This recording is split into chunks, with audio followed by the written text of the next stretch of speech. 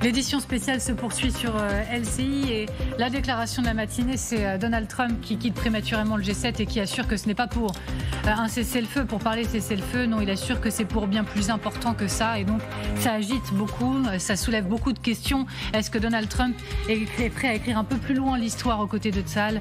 Est-il prêt à s'engager militairement aux côtés de l'État hébreu dans son opération contre l'Iran? Sachez que selon Fox News, le président américain aurait demandé hier soir que le Conseil de sécurité nationale américain se tienne prêt dans la salle de crise à Washington dès son retour du sommet. Son retour, ça pourrait être d'ailleurs dans les toutes prochaines minutes, donc on gardera un œil du côté de Washington, bien sûr. Donc que se cache-t-il derrière ces mots? Que vont décider les États-Unis? Nos équipes sont mobilisées sur le terrain pour en parler. Washington, je vous le disais, mais également Téhéran, également Israël et également le Canada dans un tout petit instant maintenant. Je vous présente également mes invités. À mes côtés, je remercie Fahimeh Robiol. Bonjour et merci beaucoup d'être avec nous ce matin. Vous êtes ancienne ingénieure en Iran et au commissariat de l'énergie atomique, chargée de cours à l'université de Téhéran et à l'ESSEC, auteur de Femmes, Vie, Liberté. Parlons-en, exactement. Le général Chauvency, toujours à nos côtés, consultant géopolitique LCI. Xavier de Giacomoni, bonjour à vous. Vous êtes éditorialiste international LCI. Et nous sommes également en direct avec Malcolm Biga. Bonjour et merci beaucoup d'être avec nous. Vous êtes chroniqueur au Nouvel Économiste et vous êtes spécialiste de la politique américaine. Avant de vous entendre, on prend la direction du Canada pour retrouver Bastien Auger. Bastien, est-ce que vous pouvez revenir pour nous sur ces déclarations de Donald Trump? Quelles en sont les coulisses? En fait, ces mots du président américain confirment surtout le flou, la confusion qui a régné toute la journée ici lors de ce sommet du G7 sur les intentions du président américain. Et pour tout vous dire, quand Donald Trump a annoncé il y a quelques heures qu'il partait précipitamment de ce sommet, qu'il allait même sécher une réunion sur l'Ukraine en présence de Volodymyr Zelensky pour se concentrer justement sur le Proche-Orient, eh bien, il était impossible de savoir dans quelle direction il souhaitait aller, s'il souhaitait proposer des rencontres, des négociations, ou si au contraire il voulait mettre une pression supplémentaire sur l'Iran, voire menacer militairement l'Iran. Toute la journée, Donald Trump avait multiplié les déclarations assez ambiguës, tantôt expliquant qu'il était optimiste sur un accord, tantôt disant qu'il fallait évacuer Téhéran. Et justement, c'est quand on a interrogé Emmanuel Macron sur ce qu'il espérait de Donald Trump que le président français a parlé de cesser le feu. Et c'est là-dessus que le président américain a répondu en disant qu'Emmanuel Macron se trompait. Il faut dire qu'Emmanuel Macron essaie depuis plusieurs jours de convaincre Donald Trump de faire pression aussi sur Benjamin Netanyahou pour justement que tout le monde se mette à la table des négociations. Merci beaucoup Bastien Auger avec Morgan Pope depuis le Canada, depuis ce sommet du G7. Donc on est ensemble, Malcolm Biga, encore une fois spécialiste de politique américaine, chroniqueur au Nouvel Économiste. Est-ce que vous imaginez que dans les prochaines minutes, potentiellement, puisqu'on imagine Donald Trump atterrir très bientôt maintenant, il pourrait passer un cap, décider en Conseil de sécurité par exemple, que les États-Unis désormais s'engageront militairement beaucoup plus précisément aux côtés de Tsahal? Alors, il est vrai que Donald Trump va prendre une mesure supplémentaire concernant le sujet iranien, mais il faut savoir qu'au niveau national, au sein même du Parti républicain, on a une grande partie des électeurs de Donald Trump qui sont contre une escalade de la guerre, contre une intervention militaire des États-Unis. Et si on regarde d'ailleurs des soutiens très proches de Donald Trump tels que Tucker Carlson, l'ancien présentateur de Fox News, celui-ci a été très critique au niveau des médias conservateurs, accusant par exemple Fox News de pousser et de participer à l'escalade militaire avec l'Iran et Israël. Donc Donald Trump pourrait peut-être trouver une option un peu moins militaire, un peu moins offensive, car pour le moment, il n'est pas totalement soutenu. Déjà tout d'abord par les démocrates, mais surtout au sein même de son parti républicain. On reste ensemble, Malcolm Biga, bien sûr, mais imaginez-vous, général, je me tourne vers le général, je viendrai vers vous juste après, promis, mais que la Maison-Blanche puisse entrer en guerre en Iran, aux côtés de Tsahal. Alors, il y a la question, bien sûr, des fameuses bombes XXL qui permettraient de venir toucher beaucoup plus en profondeur les sites nucléaires. Moi, j'ai un doute. Je dirais que c'est une possibilité parce que je pense qu'il y a une opportunité énorme. Si l'Iran ne veut pas négocier son programme nucléaire et sa fin, pour les États-Unis de contribuer à l'éradication du programme nucléaire. Voilà, donc il y a une opportunité militaire. Maintenant, ce qui vient d'être dit est très juste. L'opinion publique américaine est contre. Ensuite, c'est Tsahal qui fait le sale boulot aujourd'hui. Donc ne nous mettons pas en première ligne, comme dirait l'autre. Donc maintenant, ça c'est le premier point, l'aspect, je dirais, géopolitique. Maintenant, l'aspect livraison d'armement. Oui. Il est certain que plus cette guerre va durer, moins les Israéliens auront les moyens de la faire durer en termes de moyens militaires. Et là, la question se posera, est-ce que Donald Trump utilisera ou pas ce levier pour donner de l'armement ou pas, pour imposer finalement une fin de la partie. Mais à la date d'aujourd'hui, je ne vois pas la fin de la partie, parce que l'Israël domine le ciel iranien, réduit fortement les capacités iraniennes de nuisance, et ça contribue finalement à la recherche d'une négociation. Ça veut dire en gros faire capituler l'Iran dans le cadre d'une négociation pour qu'elle accepte de ne plus avoir de programme nucléaire. Comme je les ai cités, on va s'y arrêter, les fameux GBU-57. Encore une fois, c'est cette arme dont Israël a absolument besoin pour détruire les sites nucléaires iraniens. Imaginez-vous, si ce n'est pas dans les prochaines heures, dans les prochains jours, un jour, Trump capable de passer ce cap-là. Oui, tout à fait. Oui. Tout à fait, parce qu'il ne sera pas en première ligne. Il soutient Israël de toute façon. D'accord. Maintenant, après, ça va se négocier. Quelles vont être les limites gauches, les limites droites, finalement, de ce soutien. Mais je le répète, il y a une opportunité unique, militairement parlant, de contraindre l'Iran à abandonner son programme militaire nucléaire. Nucléaire militaire. Donc aujourd'hui, c'est bien ça l'objet. N'oublions pas, c'est ça la mission. La mission, c'est que l'Iran ne soit plus un danger nucléaire. Et comme l'Iran... Israël et les États-Unis sont quand même des alliés de fait, même s'il y a des divergences, il y a une opportunité. Et pour ça que la possibilité que les Américains se mettent en ordre de bataille, c'est une possibilité déjà en appui, en équipement supplémentaire. Puis n'oublions pas quand même qu'il y a 2 groupes aéronavals qui se mettent en place. On va y revenir. Des dizaines d'avions de chasse, plus tout ce qui va autour. Xavier a beaucoup travaillé sur ce point. On y revient dans un instant, Xavier. Mais entendre votre voix, Fahimé Robiol, imaginez-vous, redoutez-vous, les Iraniens redoutent-ils dans les prochaines heures que Trump passe ce cap ? Moi, je pense que dans cette affaire, il y a Trump qui joue le gentil et laisse faire Netanyahou, et il est complètement derrière pour le soutenir, c'est mon avis. Et que je pense que aller vers une table de négociation, qu'est-ce qu'on veut négocier ?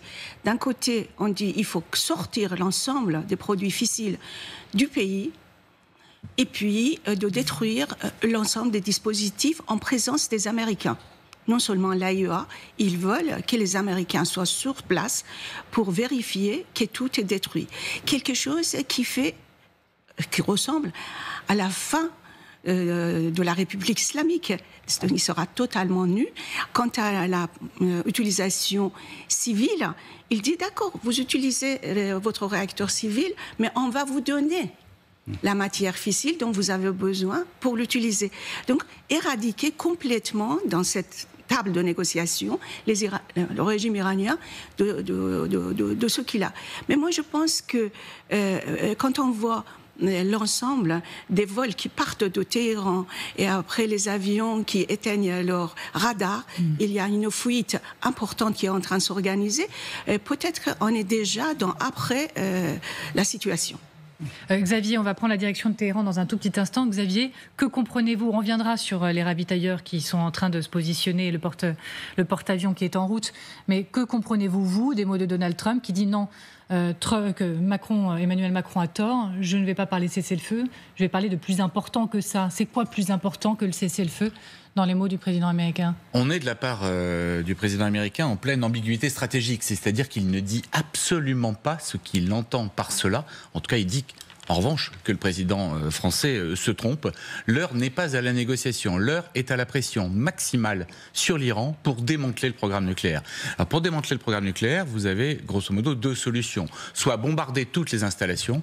On sait aujourd'hui que même avec l'appui des Américains, c'est quelque chose d'extrêmement difficile. Aller frapper Fordo à 80 mètres de profondeur ou même Natanz, arrêter le programme de cette façon-là, c'est très difficile. En revanche, l'arrêter de manière concertée avec un gouvernement iranien, quel qu'il soit, que ce soit celui d'aujourd'hui ou un qui viendrait demain après que celui-ci soit tombé, c'est beaucoup plus simple et ça permettrait, effectivement, je suis tout à fait d'accord avec vous, des inspections sur place qui permettraient de dire oui, l'Iran a bien abandonné son idée de l'arme nucléaire. Et donc, tant qu'on est dans cette situation-là, c'est-à-dire ça peut durer plusieurs semaines, le président Trump continuera à jouer l'ambiguïté, d'autant plus que je suis d'accord, à Washington, il n'y a pas une folle envie d'aller bombarder l'Iran, c'est le moins qu'on puisse dire. Alors, ce qui a beaucoup soulevé les interrogations ce matin, ce n'est pas seulement cette déclaration, c'est que quelques minutes plus tôt, il disait ceci, Donald Trump. Il disait l'Iran aurait dû signer l'accord que je lui ai demandé de signer. Quelle honte, quel gâchis de vies humaines. En bref, l'Iran ne peut pas posséder l'arme nucléaire.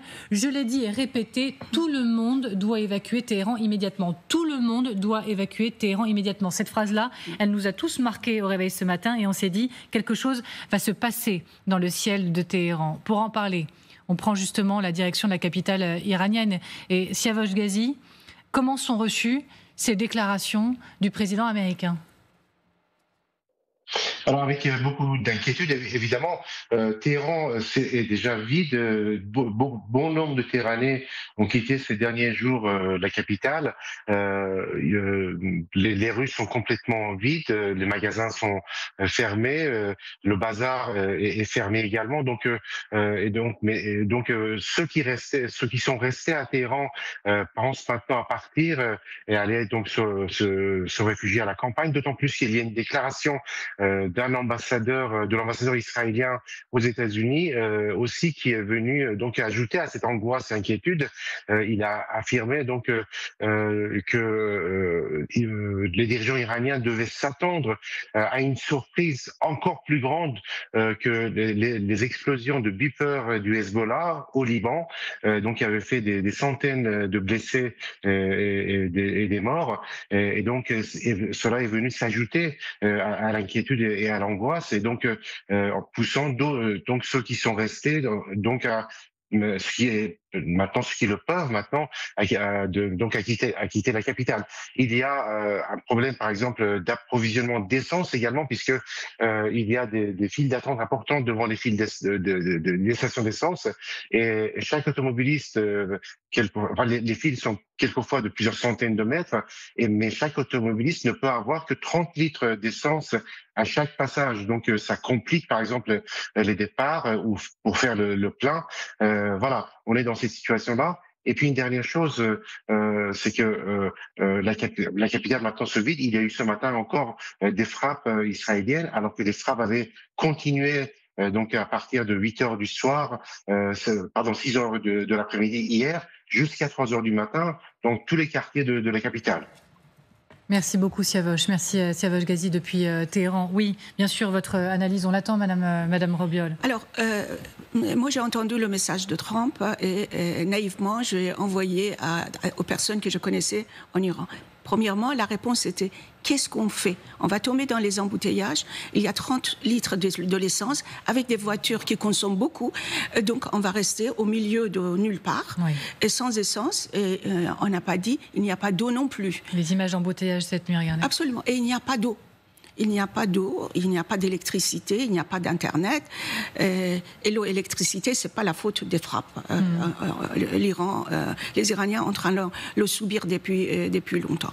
Et après, il y a eu un autre message de Maison-Blanche, disons, qui est par dire il faut impérativement quitter Téhéran, c'était une façon d'apporter la pression sur le régime, que c'était pas tout à fait physiquement, ça n'a pas signifié physiquement. Donc ceux qui sont partis, ils avaient des moyens de partir, ils ont des moyens pour aller je ne sais pas où, ceux qui ont de l'argent, ils vont aller en Turquie, mais 80% de la population ne peut que rester chez elle. On est toujours en direct avec Malcolm Biga, chroniqueur au Nouvelle Économie, spécialiste de la politique américaine. Vous allez nous aider dans la traduction du Donald Trump dans le texte. Quand ces dernières heures, il dit avec force, il s'en prend aux Iraniens, c'est trop tard pour l'accord, quel gâchis, je l'ai dit répété, tout le monde doit évacuer Téhéran et immédiatement. Que fait le président américain ? Que cherche-t-il là ? Alors, d'une part, il cherche tout d'abord à montrer qu'il a mis tous les efforts en place pour arriver à un accord qui a échoué, et donc rejette finalement la responsabilité de l'échec de cet accord sur Téhéran. Il faut quand même rappeler que ces nouvelles négociations sur le nucléaire, elles viennent après des années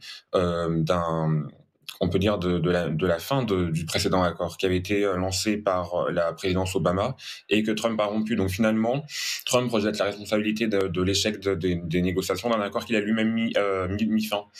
Et ensuite, on a aussi un Trump qui finalement montre un peu une forme de désintéressement. J'ai tenté de faire un nouvel accord. Il y a eu des négociations, elles ont échoué. Maintenant, je m'en lave les mains. Évacuer Téhéran. Mais pour l'évacuation, quand même, je pense que c'est une annonce de sécurité qui touche l'ensemble des citoyens étrangers. On a eu la Chine qui a également demandé à l'Iran et à Israël de protéger ses citoyens chinois.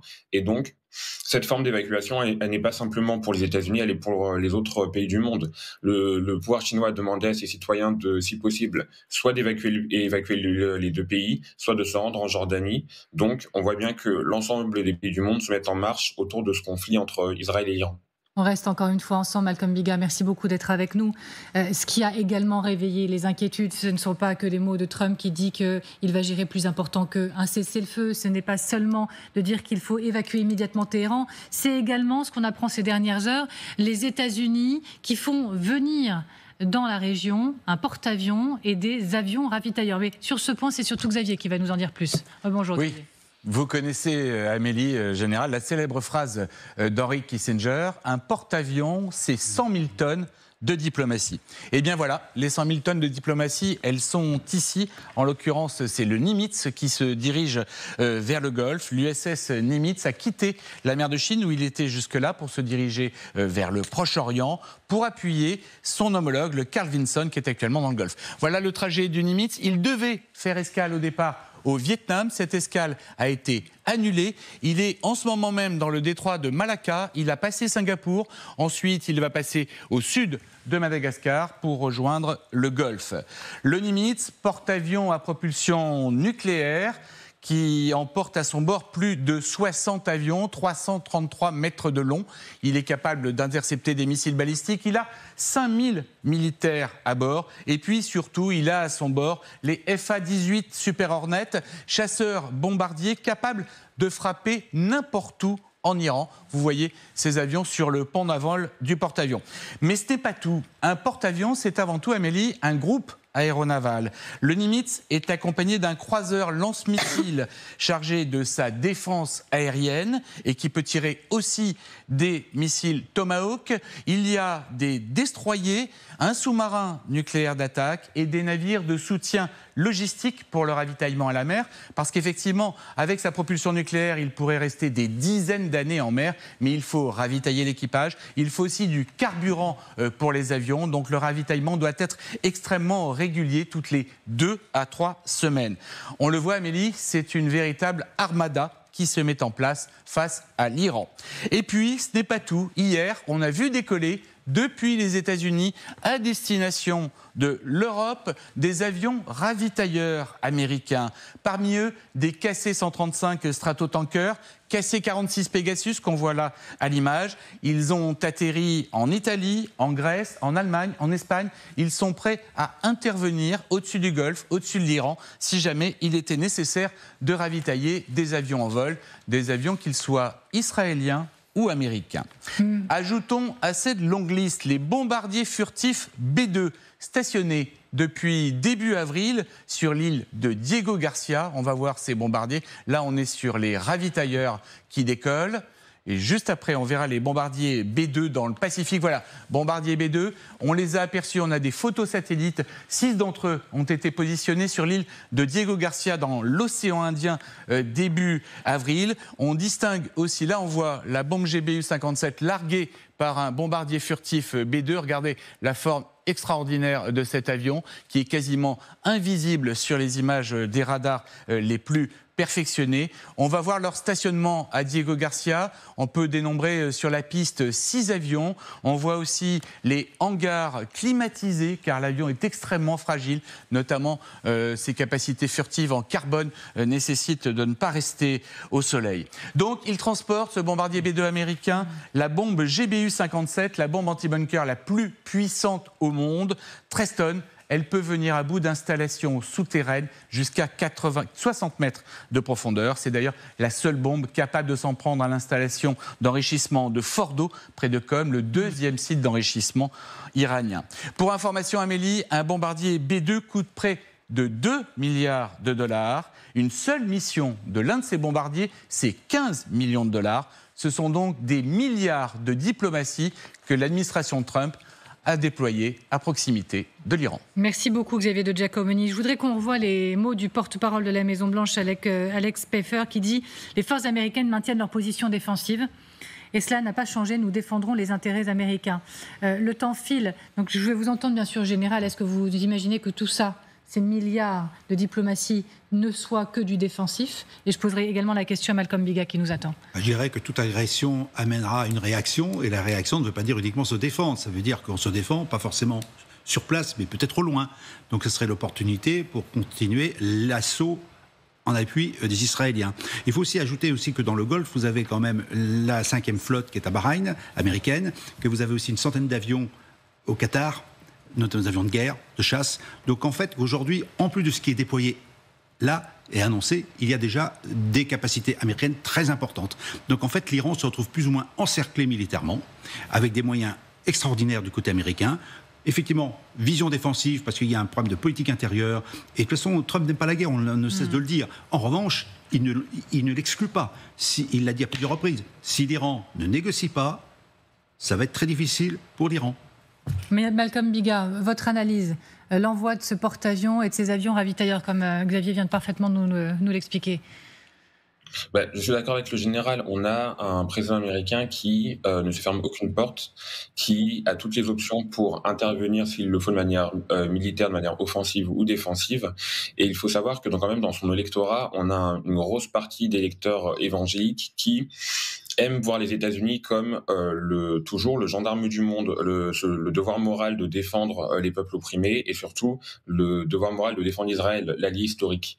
Donc pour Donald Trump, il y a à la fois un enjeu militaire, il y a un enjeu aussi national, et c'est quand même le même Donald Trump qui il y a quelques jours a fait une parade militaire. Il y a aussi la volonté de présenter, on peut dire, l'avancée technologique et le leadership technologique du pays. Quand on parle de ces bombes B2, c'est aussi des bombes qui sont uniques aux États-Unis, et donc il y a quand même une présentation du pouvoir et de la puissance stratégique et militaire des États-Unis à travers ça. Merci Malcolm Biga. Oui, je vous en prie. Écoutez, il y a un acteur dont on n'entend absolument pas, qui est majeur dans ce conflit, c'est la Chine. Aujourd'hui, les États-Unis en ont marre qu'au niveau énergétique, ils disposent en tant que monoclient de pétrole iranien à moins 30% de prix de marché. Dans ce cas-là, il est en train d'avoir, à travers de cette manne d'économie, une suprématie qui commence à déranger les États-Unis. Merci. Justement, vous parlez de la Chine. On apprenait il y a quelques instants que la Chine accuse Donald Trump de jeter de l'huile sur le feu.